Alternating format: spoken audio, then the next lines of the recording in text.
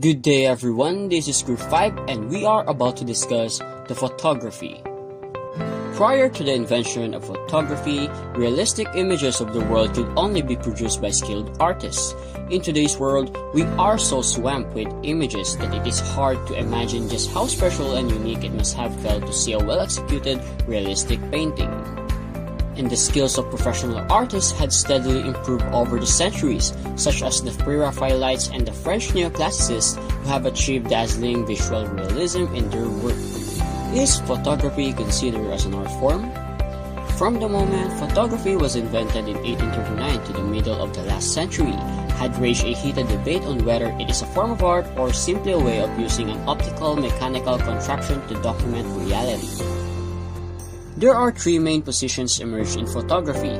First, many people believe that photography could not be art because it was made by a machine rather than by human creativity. From the beginning, artists were dismissive of photography and saw it as a threat to real art. Even in the first presentations of 1839, classical painter Paul de la Roche is reported to have blurted out, "From today, painting is dead." 2 decades later, the poet Charles Baudelaire wrote in a review of the Salon of 1859, "If photography is allowed to supplement art in some of its functions, it will soon supplant or corrupt it altogether, thanks to the stupidity of the multitude which is its natural ally." A second view was that photography could be useful to real artists, such as for references, but should not be considered as equal to drawing and painting. For example, some of the artists' later paintings show considerable evidences that they work from photographic references. Finally, a third one, relating photography to established forms like etching and lithography, felt that photography could eventually be as significant an art form as painting.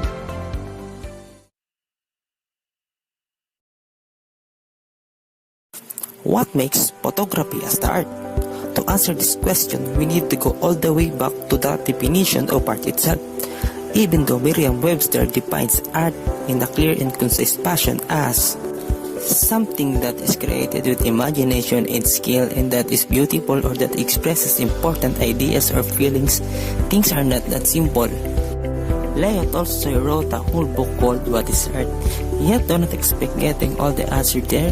However, going back to the classic definition, one can say that photography possesses everything to be an ideal medium for creative expression. Photography is a language which uses visual elements and loopwords. Therefore, just as any language, it can be used for artistic purposes. Why photography can influence people so profoundly? Unlike painting, photography requires a real physical object to be there to take a picture of it. This very fact is the reason we perceive any photo as something more real than any other type of visual representation of reality.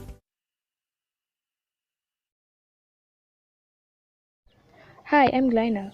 In modern times in the age of photography, paintings were really special because most of us could just imagine the work and effort an artist spent just to come up with such a realistic image. This is considering that these skilled artists had to compete with an era where photography tools are no longer luxury but necessity. The artistic eye. First of all, we need to consider the relationship of visual appreciation between two people, the artist and the non-artist. Most people don't really look at themselves as creative and consider an artistic eye as a talent bequeathed upon birth. However, anyone can have an artistic eye, and you don't have to be for you to appreciate art through your own bare eyes. With practice and some techniques, you can develop an artist's eye, and yes, it is very much achievable. Training the eyes. With enough practice and training, you'll be able to look at art with a wider perspective. Of course, part of it is having a pair of healthy eyes.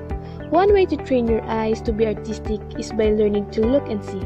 These two are often perceived to be the same, but looking is different by seeing. Every day, we observe visual information, but we never bother seeing them for what they mean. We just simply look at them without trying to realize its significance. Photography brings out the artist in us. Again, you don't have to be a professional skilled artist to learn and appreciate art. One way to express ourselves artistically is through the lens of the camera.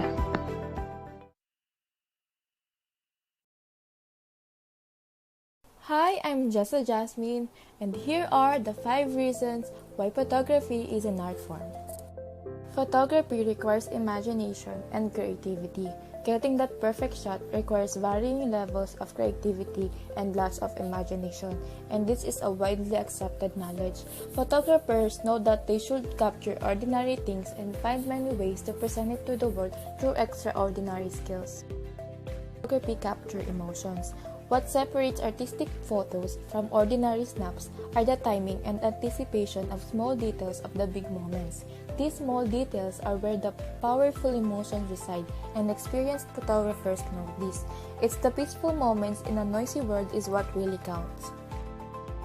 The perfect smile, the calm before the storm, the water droplets, and the sparkling eyes before the groom kisses the bride.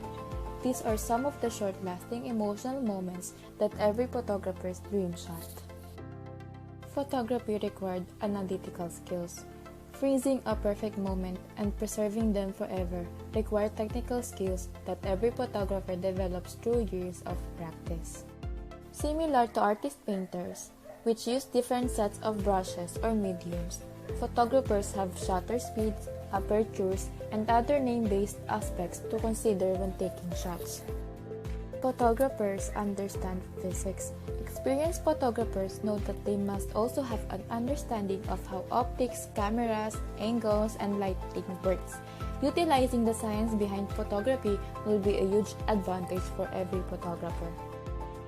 Photographers understand abstraction.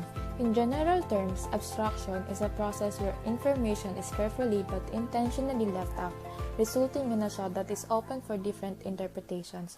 Abstraction also requires an understanding of geometric shapes, texture, lines, color, and some other related elements. Hi, my name is Ronan, and now I'm going to discuss the basics of photography. First is the basic equipment you'll need. You can do photography with even the simplest of cameras, but the principles that I'd like to teach are for the people who want to learn how to use a DSLR camera, a micro four thirds camera, or at least a camera that allows the photographer to adjust the shutter speed, aperture, and ISO. Now that you have your camera, let's jump into learning exposure. What is camera exposure? Camera exposure is the overall brightness or darkness of a photograph. More specifically, it is the amount of light that reaches the film or camera sensor when a picture is being taken. The more you expose the film or camera sensors to light, the lighter your photo will be. The less light, the darker your photo will be. Hi, this is Marielle Sacro, and we will be talking about aperture and ISO. So, what is aperture? Aperture is the hole within your lens through which light travels into the camera body. It is the size of the opening in the lens which light is allowed to pass whenever the shutter is open. The larger the aperture, the more light passes through, and the smaller the aperture, the less light passes through. It is usually displayed using an f/ number. Example, f/32, f/22, f/16, f/11 up to f/1.4. A wide aperture is usually used in portraits and close-ups, while a small aperture is usually used in group shots and landscape sceneries. So here's an example of a shot using a wide aperture as well as a small aperture. Next is ISO, or light sensitivity. In very basic terms, ISO is the level of sensitivity of your camera to available light. The lower the ISO number, the less sensitivity is to the light. And here is an example of an image with a low ISO number. On the other hand, a higher ISO number increases the sensitivity of your camera. And here's an example of an image with a high ISO. Therefore, if you are shooting in daylight, you have to use a very low ISO number to capture a very clean image. But if you're shooting at night, you have to at least increase your ISO number to compensate for a low light. Good day, my name is Vincent Kyle Sarmiento and I'm here to report the shutter speed and white balance. But first, what is shutter speed? Shutter speed is the length of time the camera shutter is open, exposing light onto the camera sensor. Essentially, it's how long your camera spends taking a photo. This has a few important effects on how your image will appear. In other words, shutter speed controls how long your camera's sensor is exposed to light, and it is responsible for the appearance of motion in the photo. Here's some example of shutter speed photos. We are now done with shutter speed. Now let's move on about white balance. What is white balance? White balance is the process of removing unrealistic color cast, so that objects which appear white in person are rendered white in your photo. Proper camera white balance has to take into the account color temperature of a light source, which refers to the relative warmth or coolness of white light. This is the process of adjustment of colors to make them appear more natural in images. This adjustment can be carried out in camera as well during post-processing. Here's some example of white balance picture. As you can see the difference of raw picture and white balance picture.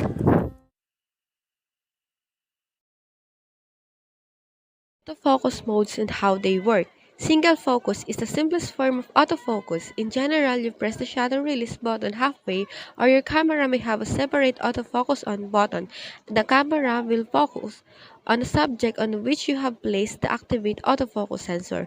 Press the shutter button the rest of the way to take the image.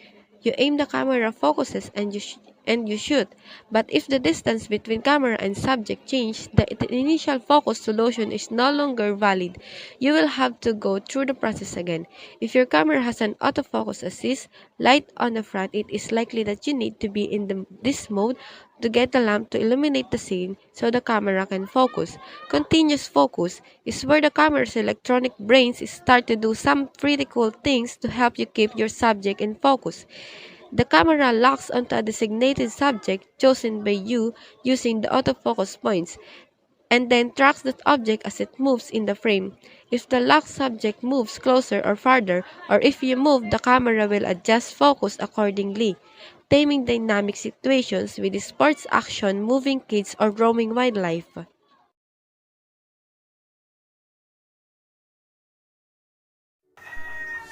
Hi, I'm Julina Romo, Photography Composition or Image Sensor. Composition is how the elements of the photo are arranged. A composition can be made up of many different elements or only a few. It's how the artist puts those things within a frame. That's help a photography become more or less interesting to the viewer. A good photographer will take many different parts and combine them into an aesthetically pleasing whole. Composition is how an artist tells a story within the confines of the single frame.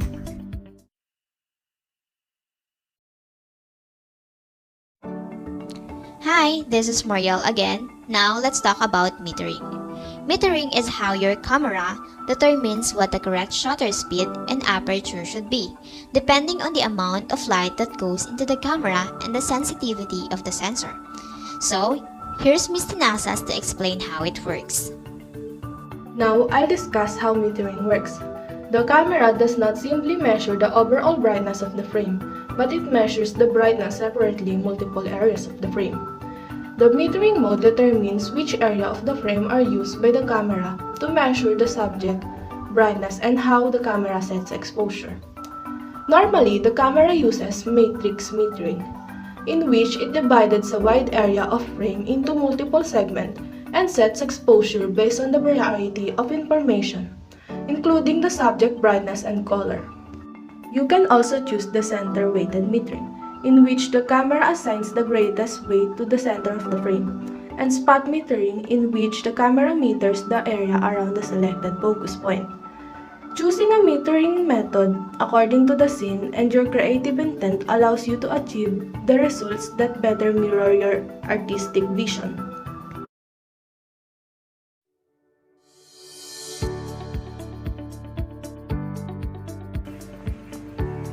What is memory card? This is what your camera uses to store image and video file from the camera. The faster the memory card, the better the performance for photo and video. There will always be a first time. Choosing the right camera for your purpose will help you with your first step in photography. Portraiture for beginners. Standard body fast glass. Portraiture is one of the most common areas of photography. When you are just starting out, it doesn't matter if you want to get into glamour, corporate or family portraiture. You need to learn how to photography landscape. Good resolution standard lens. Landscape photography is one of the most fulfilling ways to use camera hiking to a promising view. Discovering the most exciting place on our planet and watching the sunrise behind a mountain top.